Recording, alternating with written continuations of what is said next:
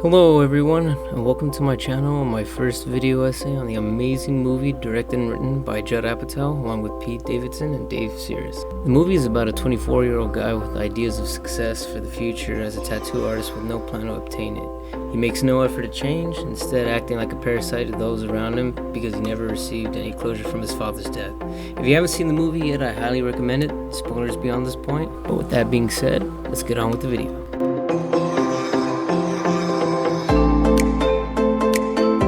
It begins with our star of the movie, Scott, played by SNL cast member and comedian Pete Davidson, driving down a Staten Island freeway listening to The Drip, where he makes the rash decision to risk his life and the others on the freeway with him by driving with his eyes closed. I believe he attempts to do this as a way of feeling like he has some sort of control in his life, or because he's just plain stupid, but that's beyond me. He opens them as he's coming up fast behind another car and tries to swerve out the way, hitting another car, crashing into another car. Fantastic. So from the first scene alone, you can already tell that he is irrational, irresponsible, and impulsive, incapable of putting others before himself. Scott spends his time smoking weed with his crew, where the audience is informed about his father's death through one of the girls asking about his tattoo. His friends joke about it, but you feel the tension in the joke through his fake laughter, and one of his friends, Igor, who does not find it funny, embraces Scott, comforting him, sensing some kind of pain that we're to believe is there. We find out that Scott and Kelsey, one of the other girls in the group, are secretly having an affair that they keep secret. The scene further paints the picture of Scott shutting down Kelsey's desire to start a relationship, feeling he doesn't deserve her, that he doesn't see the good in himself.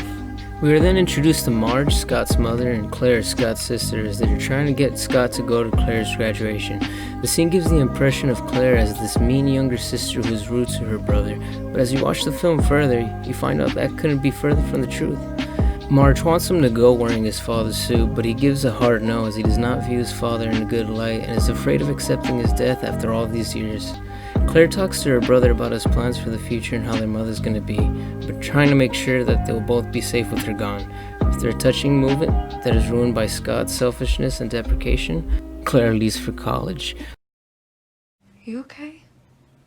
Yeah, what do you mean? Yeah. You gonna be okay without me here? But you don't think I could survive here without you? Okay, just don't be a dick, okay?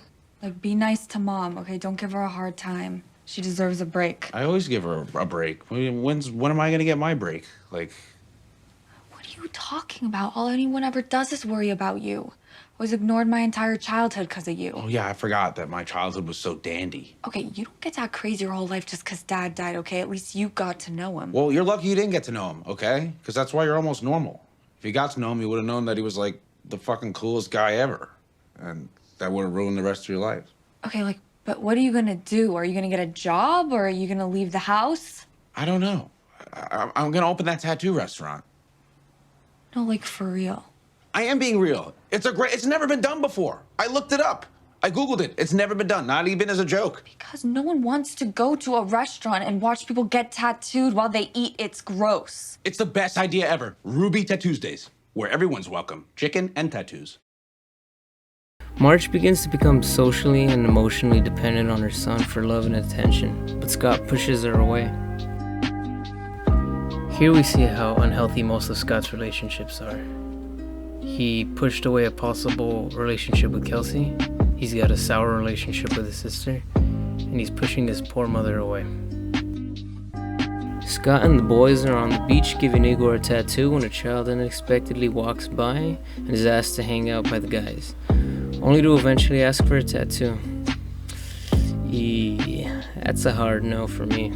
The boy backs out in fear after the pain of the first stroke, later coming back to haunt him as his father, played by my favorite comedian Bill Burr, shows up at his house where his mother and the boy's father, named Ray, discuss how to fix the situation along with some opinions on how she raised her son, asking where his father is, only to be met by guilt by learning that his father, passing years ago.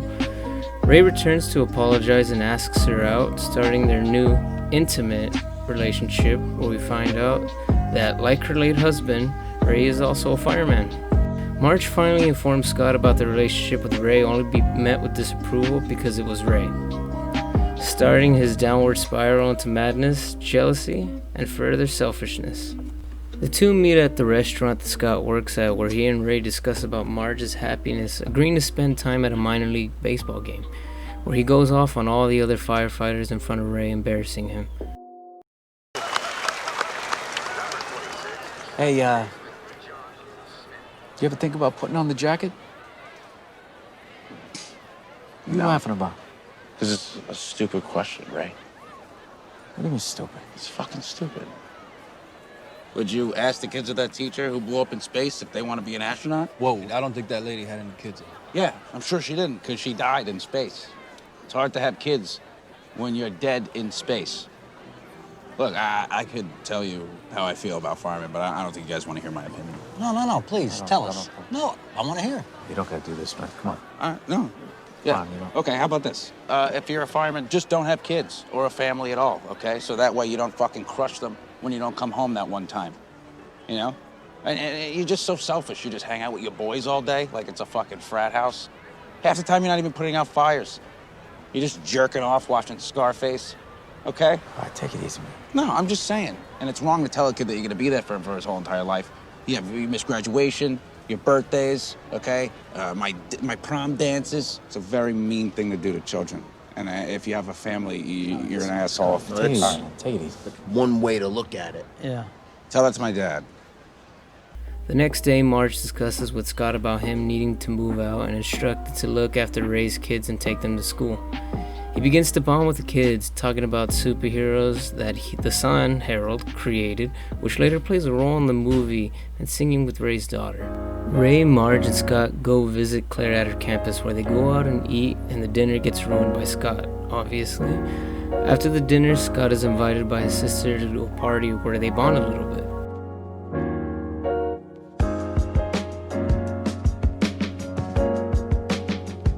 Scott ruins the night again as he discusses about getting rid of Ray, but Claire actually likes him. She wants him to stop and let their mother be happy for once. On the way back home, Scott is listening to Ray insult his dreams about opening his beloved tattoo parlor restaurant and decides to rob a drugstore with his crew. Scott is told to keep watch while the others take the drugs. Scott is distracted and startled after hearing gunshots from within the store. Oscar is shot and goes into shock while the others are stopped by the police, and Scott runs away in fear, wiping his hands from the whole situation.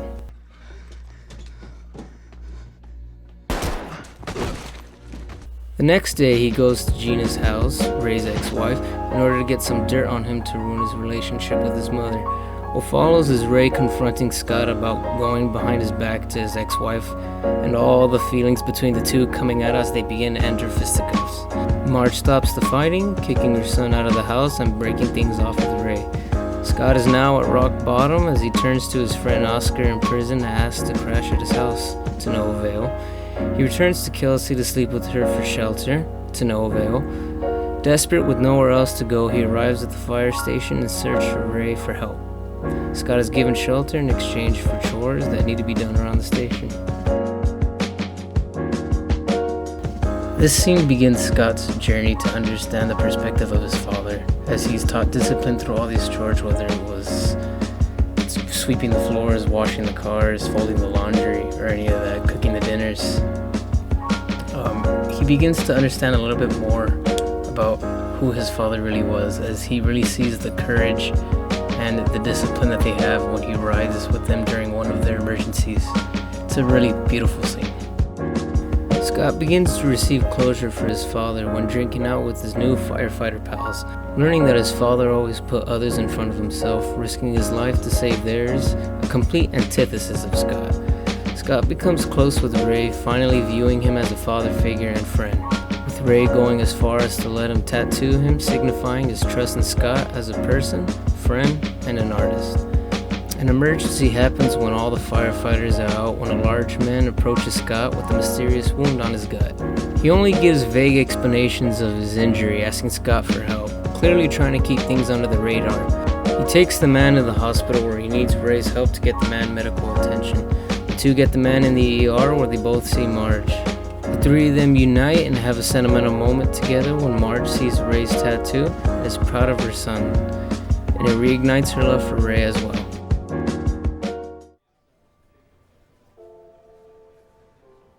He let me do whatever I wanted, so. Jesus Christ. He didn't put anything stupid on there, did he? Took forever.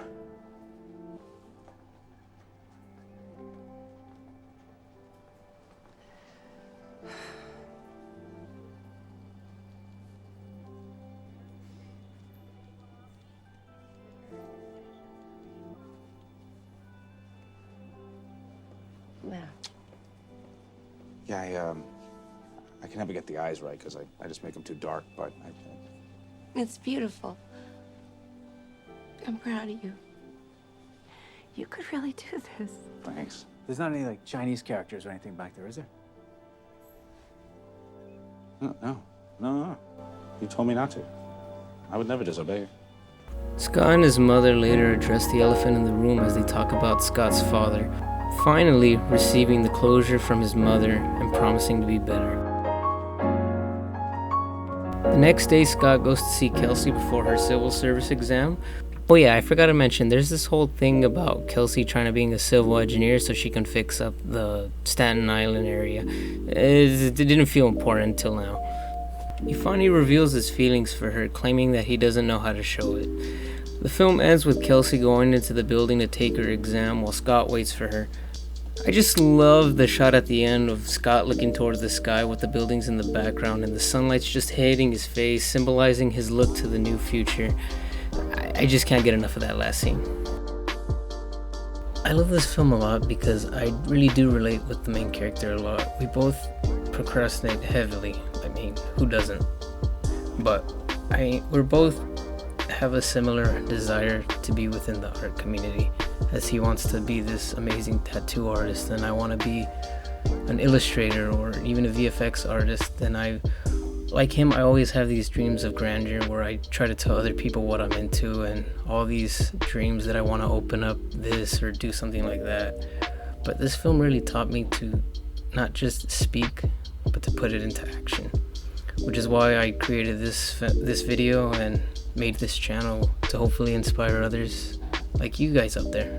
Maybe you might be even fans one day. Who knows?